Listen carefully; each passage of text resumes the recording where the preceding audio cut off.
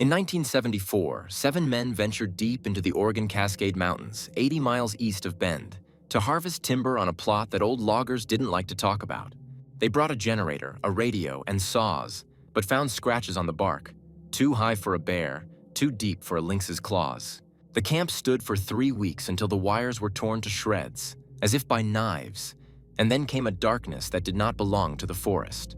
Whatever roamed among the trees that winter left only an empty treehouse, one torn wall, and claw marks that tore the tree to its white core. This is my first entry in this notebook. I was 24 years old. I am a mechanic, and the Timber Brothers Company hired me for a winter shift in the National Forest. Finally, a good job that pays well, though far from home, but it's not for life. The November morning was cold, pressing my breath to my lips in white vapor, and the sky lay low over the tops of the fir trees, gray and flat, without a break in the clouds. The air smelled of pine needles and damp earth, a clean, sharp smell like it is before the first snow. There was no wind. The trees stood motionless. Our camp consisted of 4 plywood houses on wooden platforms, a generator shed 6 steps from the kitchen, and a tool shed with a tin roof that rattled in the rain. We brought style chainsaws, a Caterpillar tractor skidder, a radio station with an antenna on a 20-foot mast, a 20-kilowatt Onan diesel generator, barrels of fuel, boxes of canned food, flour, dried meat, sugar, coffee, lard, and potatoes in rough burlap sacks. The foreman said we would stay for 3 months and harvest enough wood for the company's quarterly plan. Harvey Coleman was the foreman, square-shouldered and taciturn, with hands scarred from chains and saw teeth, and he didn't say more than was necessary for the job. Jack Turner felled trees with a 2-handed saw and an axe, wore a plaid shirt with rolled-up sleeves even in the cold, and his forearms were thick from decades of working with heavy tools. Ray Dawson drove the skidder, a tractor driver with a face weathered to a leathery texture, and he chewed tobacco from morning to night, spitting into a tin can he kept in the cab.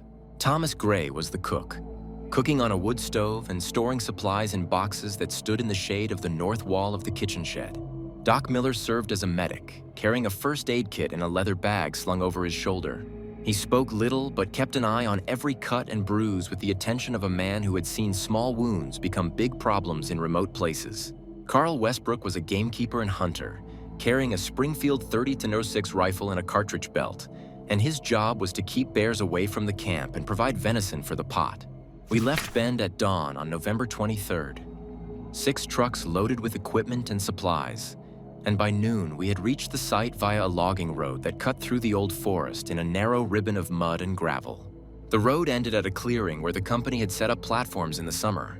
We unloaded the tools, set up the generator, ran wires to the cabins and kitchen, and checked the radio. The connection was clear.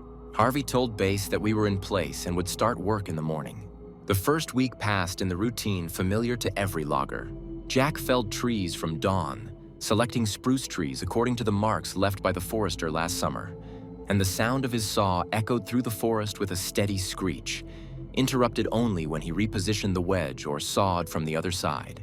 Ray hauled the trunks to the road with a skidder, hooking them with a cable and dragging them along the ground with the slow persistence of a machine that knows no fatigue. I kept an eye on the equipment, changed the oil in the skidder, cleaned the generator carburetor, and sharpened the saw chains on the grinder in the workshop. Thomas fed us twice a day, oatmeal with bacon for breakfast, stewed beans, and salted meat for dinner. Doc sat by the stove with a book in his hands until he was called.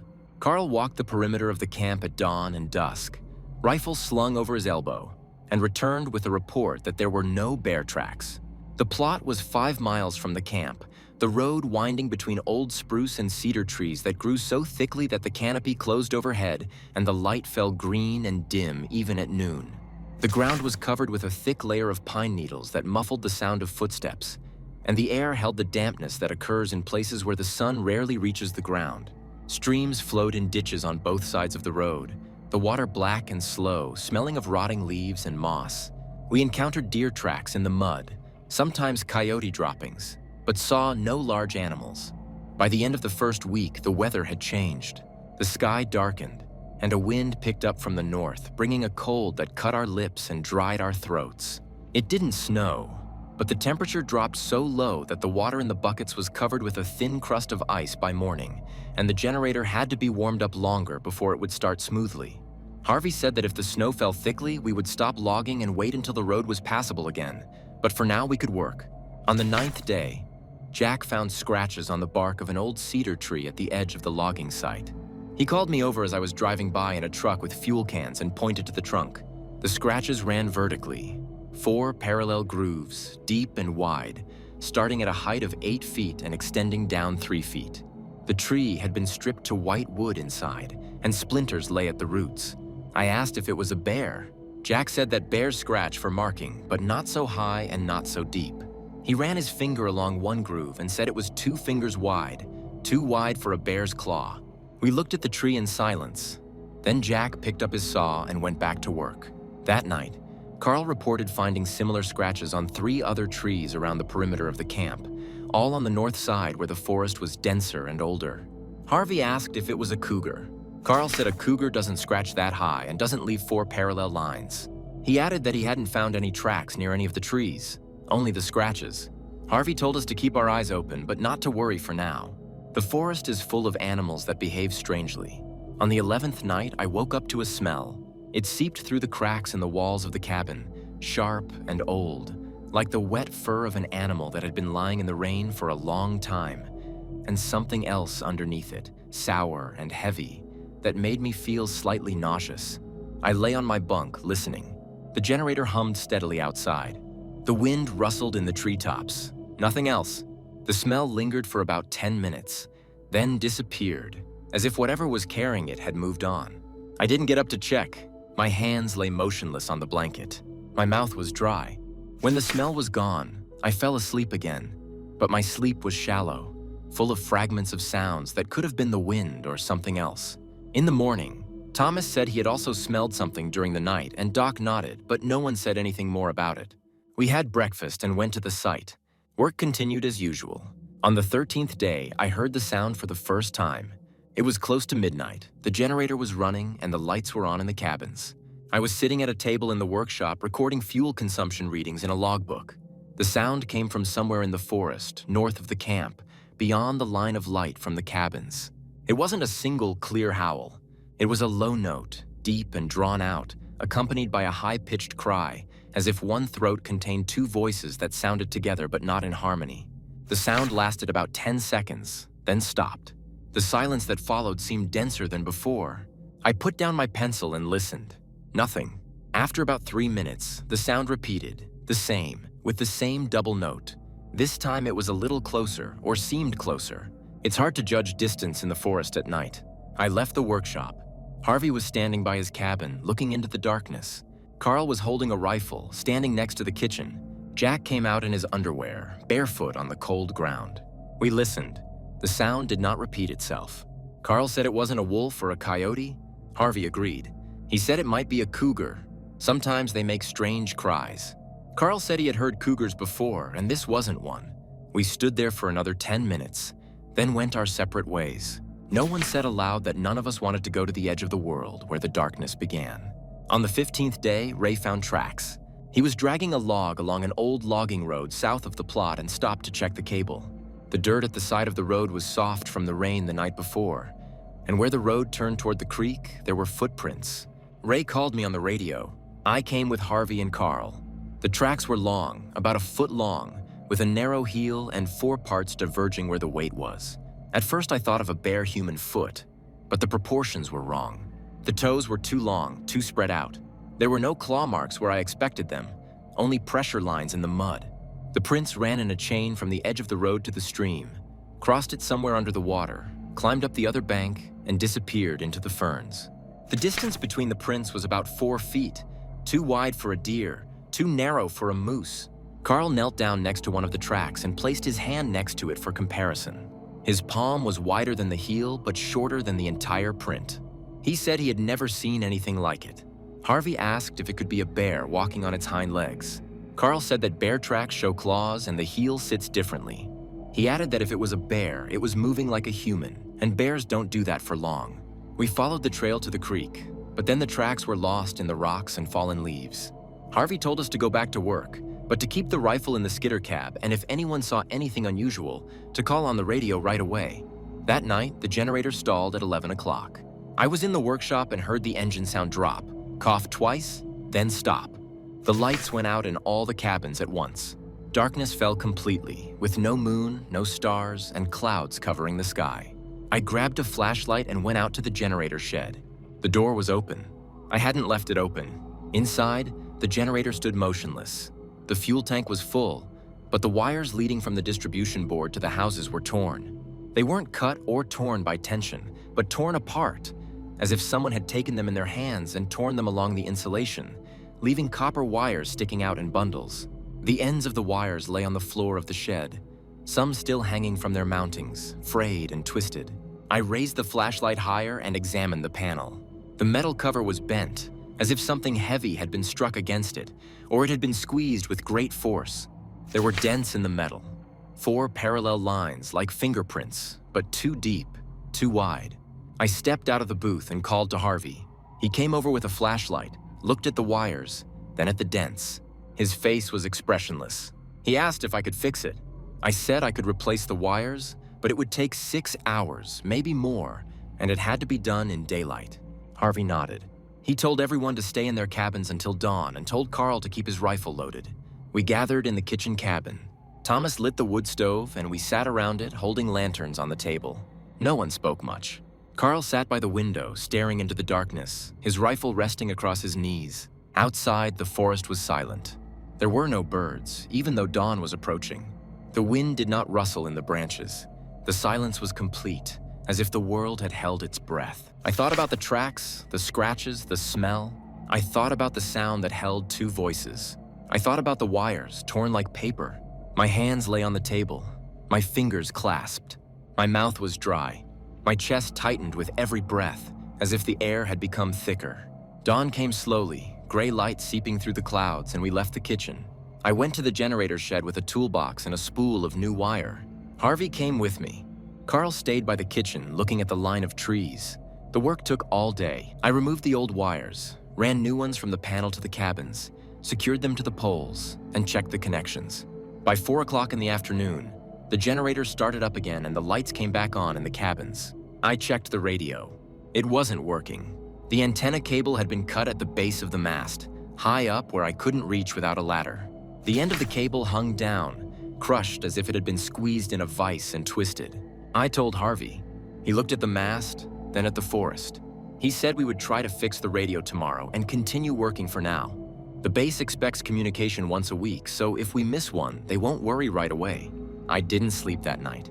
I lay on my bunk, listening to the hum of the generator, listening to the wind, listening to the silence between them. The smell returned around midnight, the same wet musk and sour note underneath it. It lasted longer than before, about 20 minutes, and seemed closer, as if the source was right behind the wall of the cabin.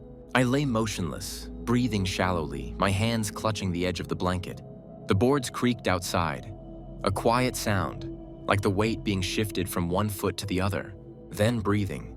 Deep, slow, with a wet wheeze on the inhale. It moved along the wall from the corner to the door and stopped there.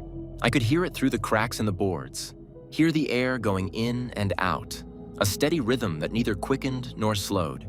The door was locked with a hook from the inside. The hook was thin, iron, old. I looked at it in the dark, saw its silhouette against the faint light seeping through the cracks. The breathing continued.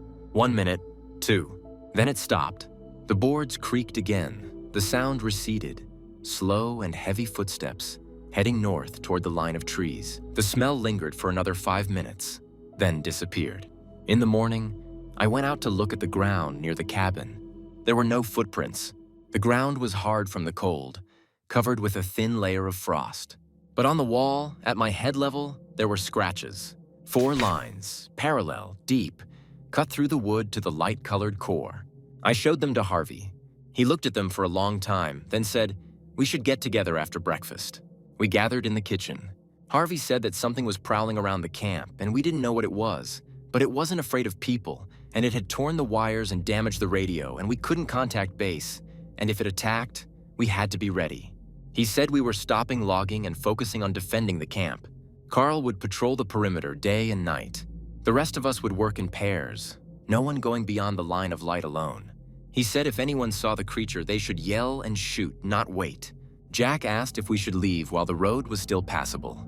Harvey said the road went 80 miles through the forest, and if the creature followed, we would be in open country with no cover, no generator, no supplies. Better to stay in camp where we had walls and light. Ray asked how long we would wait. Harvey said the base would send someone to check on us if we didn't make contact within 2 weeks. We had to hold out until then. The days passed slowly. We didn't cut any more trees. Carl walked the perimeter with his rifle, checked the forest, and came back with reports of new scratches on the trees, always on the north side, always high up, above human height. Jack and Ray reinforced the doors of the cabins, nailed down extra planks, checked the hooks. I kept the generator running, refueling it every 6 hours, checking the oil, listening to the sound of the engine, afraid it would stall again. Thomas cooked, but the portions were getting smaller because we didn't know how long we needed to stretch our supplies. Doc sat by the window looking at the forest, saying nothing. On the 18th night, it came closer. I heard footsteps around the camp, slow and measured, circling the cabins. The sound came from the ground, heavy, with pauses, as if it stopped at each cabin, listened, then moved on. The generator hummed, the lights were on, but that didn't stop it. The circle closed at the generator shed. I heard the scraping of metal, as if claws were running across a tin roof. Then silence. I got up, grabbed the flashlight, and went outside. Harvey and Carl were already standing outside. Carl was holding his rifle at the ready, looking into the darkness beyond the line of light. I walked over to the generator shed. The door was closed, but there were new scratches on the cover of the panel, fresh ones, with shiny metal at the bottom of the grooves. Carl said he had seen it. We turned toward him. He said it was standing at the edge of the light, between 2 fir trees on the north side. He could only see part of it. It was human height, maybe a little taller, and its shoulders were broad, but its posture was awkward, as if it were about to get down on all fours but hadn't done so yet. The skin was pale, almost white, and caught the light from the lantern for a split second before it receded into the shadows. He couldn't see the face clearly, only the darkness around the eyes and the arms hanging forward, too long, with fingers that seemed elongated. He said that when it moved, the movement was quick, jerky, not smooth, and it made no sound. Harvey asked why he didn't shoot. Carl said he didn't have time to raise his rifle before it disappeared. We stood silently, staring into the darkness. The generator hummed. The light remained on, but seemed dimmer than before, as if the darkness was pressing in on it from all sides. On the 20th night, the generator stalled again. I was in the workshop when I heard the engine cough and then fall silent. The lights went out. The darkness was complete and instantaneous. I grabbed a flashlight and ran to the booth. The door was wide open, hanging on one hinge, the other torn out of the wood. Inside, the generator was knocked on its side. The fuel tank was leaking and oil was spilling across the floor. Wires had been torn from the panel in bunches. The distribution board had been torn from the wall and lay on the floor, bent in half. There were fingerprints on the metal, pressed deep, 4 long lines that went through the insulation of the wires to the copper cores. I heard a scream. I turned and ran to the kitchen. Thomas was standing at the door, holding a flashlight, looking at something in the dark. I ran up and pointed my flashlight in the same direction. It stood at the edge of the clearing, between the camp and the line of trees, 20 paces away from us. The light caught only part of it. I could see that it was slightly taller than an average person, with broad, sloping shoulders. The body was naked, the skin pale, deathly white, stretched over protruding bones. The arms hung forward, too long, almost to the knees, and the fingers were elongated, thin, ending in something sharp that could have been claws. The head was tilted forward, and I could see dark hollows where the eyes should have been, and a mouth that was slightly open, revealing something inside. But the distance and darkness hid the details. It did not move. It stood motionless, watching us, breathing. I could hear its breath, deep and moist, with a wheeze as it inhaled. Carl fired. The sound exploded in the night, the echo rolling through the forest. It twitched, a quick movement, too quick to follow. One moment it was standing there, the next it was gone, swallowed by the darkness. We stood there, holding our flashlights, trembling. Carl reloaded his rifle, his hands shaking. Harvey shouted for everyone to gather in the kitchen. "Now don't wait." We ran, bumped into each other at the door, slammed it behind us, and bolted it. Thomas lit the stove, and we sat around it, holding our lanterns on the table, their light dim and flickering. Carl said he'd hit it. He was sure he'd hit it because he'd seen it twitch, but there was no blood on the ground when we checked in the morning. Only footprints, the same long tracks we'd found before, leading from where it had been standing to the tree line and further into the forest. We didn't leave the kitchen until dawn. When the light came, we checked the generator. It was destroyed, beyond repair. The wires were torn out, the panel was broken, the fuel tank was punctured. Without the generator, we had no light, no way to heat water, no radio. We were cut off. Harvey said we would build a fort. He said the only place we could hold out was in the treehouse at the edge of the camp, built by the forest rangers in the summer to watch for fires. It stood on a platform 20 feet high, with a ladder leading up and walls made of thick planks. Harvey said we would move our supplies, tools, and weapons there and hold out until help arrived. In the tree, we would be safe from anything that walked on the ground. We worked all day. We moved canned food, water, blankets, a rifle, ammunition, axes, and knives. Thomas moved the stove, a small cast iron one that could fit in the corner of the cabin. Doc took his first aid kit. I took tools, lanterns, and kerosene. By evening, we had moved everything we could carry. We climbed the ladder, pulled it up onto the platform, and closed the hatch.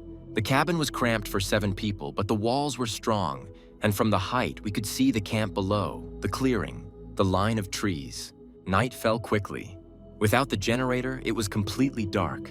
We sat in the cabin, keeping the lantern on a low flame to save kerosene, and listened. The forest was silent. No birds, no wind, no crackling branches, only silence, deep and oppressive. Around midnight, I heard it again. Footsteps below in the clearing, slow, measured, circling the tree. I got up and looked through the crack between the boards. The moon came out from behind the clouds, giving off a faint light.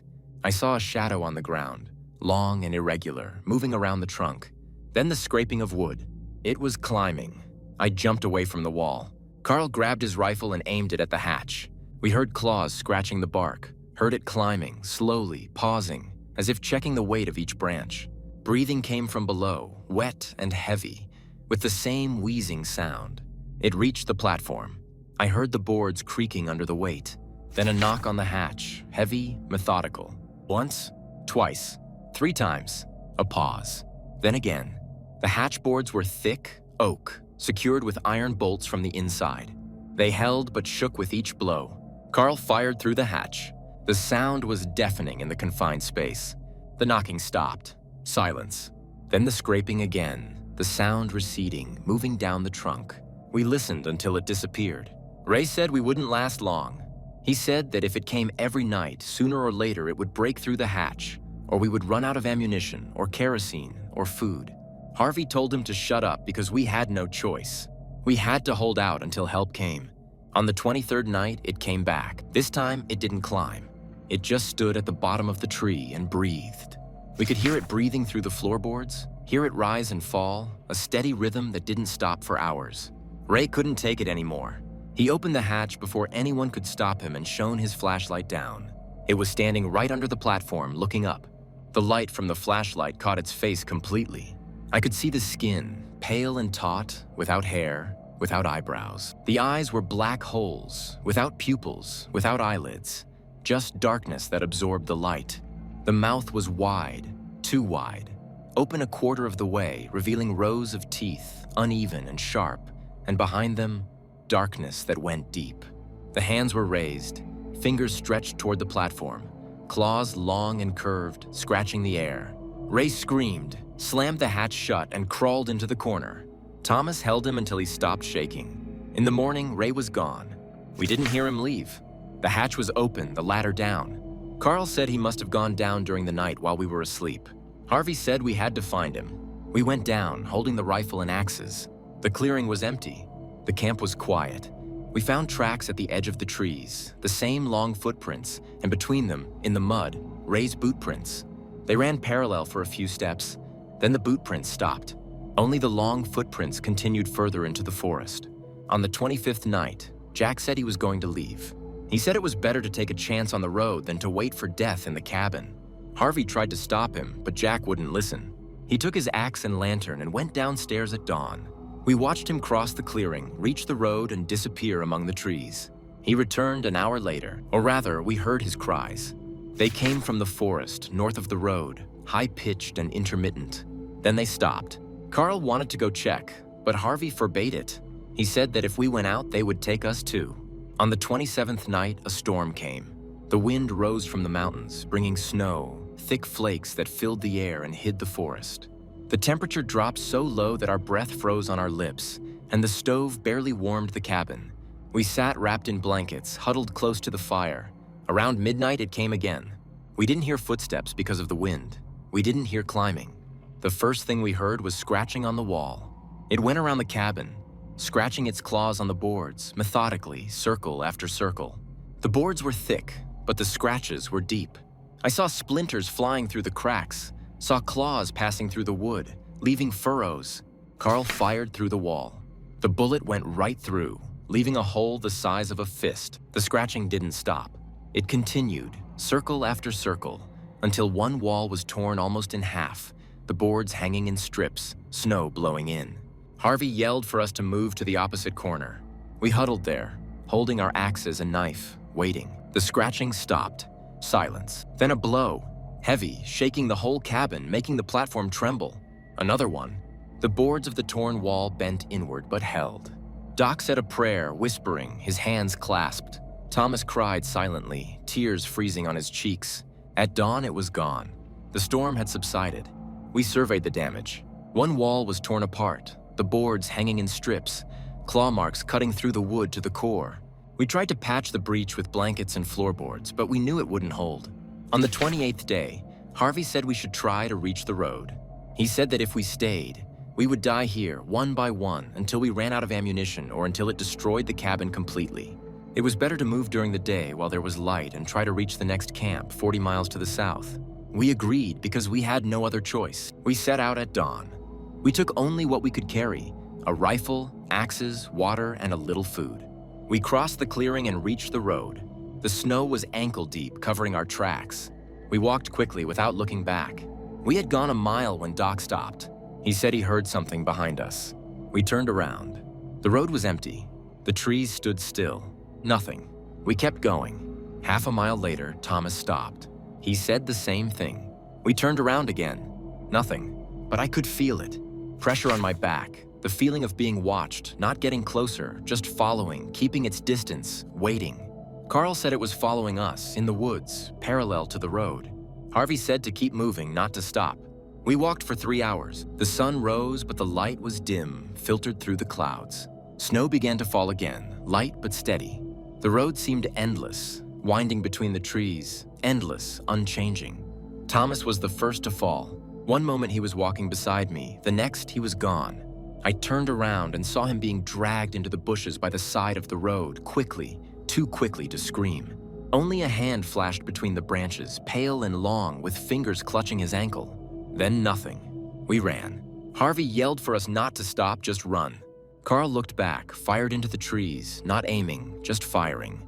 The sound echoed and disappeared. Doc was the next to fall. He tripped on a root hidden by snow and fell face first. I grabbed his arm and tried to pull him up. Something hit me in the back, something heavy, and threw me into the snow. I rolled over and saw a figure above Doc, pale and fast, arms wrapped around his chest, lifting him like a child. Doc screamed once, then silence. The figure disappeared into the trees, carrying him away. I got up and ran. Harvey and Carl were ahead of me.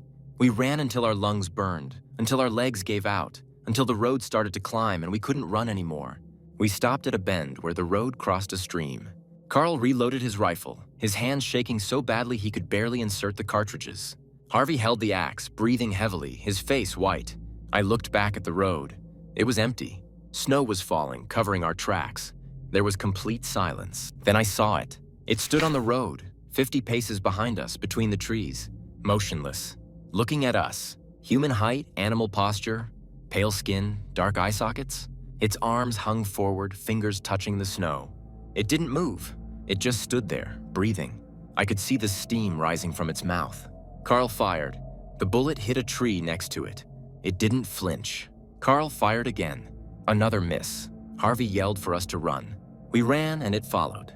I didn't look back. I could only hear footsteps behind me, quick and light on the snow and breathing that was getting closer. Harvey fell at the crossroads where the road split.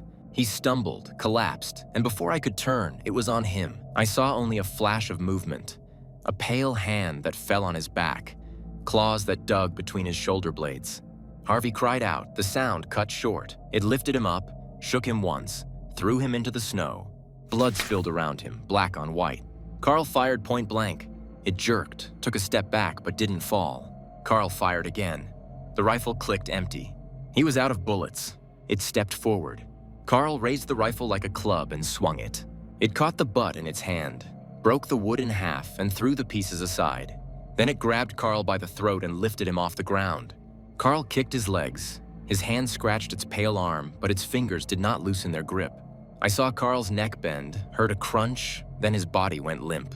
It threw him onto the snow next to Harvey and turned to me. I ran. I didn't think, I just ran. Ran down the road, then into the forest, through the trees, through the undergrowth, through the snow that grabbed at my legs and slowed my every step. I could hear it behind me. Hear the branches breaking, hear its breathing, which didn't quicken, remained steady, as if it was in no hurry, knew I wouldn't get away. I don't know how long I ran. Maybe an hour, maybe more. My lungs were burning, my legs were giving out, my vision was blurring. I tripped over a root, fell face down in the snow and couldn't get up.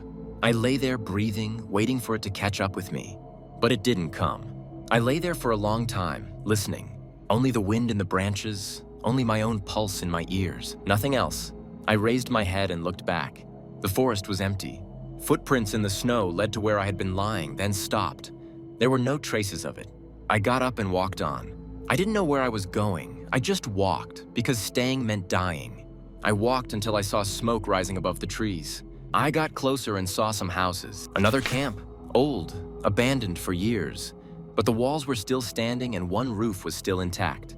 I went inside, closed the door, and blocked it with pieces of furniture I found inside.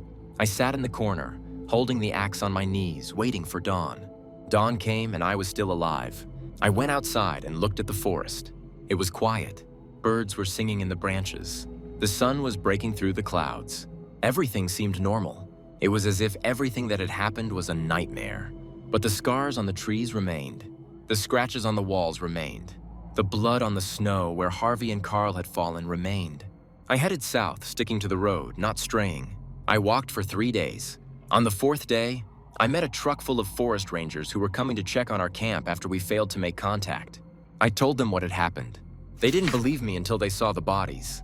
Harvey and Carl were lying where I had left them, already frozen, covered with snow. Ray, Jack, Tom, and Doc were never found. The forest rangers took me back to Bend. The company conducted an investigation and said it was bears, or cougars, or an accident in a remote area where many things can go wrong. They closed the site, removed the remaining equipment, and wrote off the losses. No one wanted to talk about what I had seen. But I wrote everything down here, in this diary I found in the abandoned cabin. I wrote it down because I know no one will believe it unless it's written down. I wrote it down so that if anyone found it, they would know. Know that in the old forest north of Bend, there is something that shouldn't exist, but does. Something that walks on 2 legs, but is not human. Something that hunts at night and is not afraid of people, their lights, their weapons.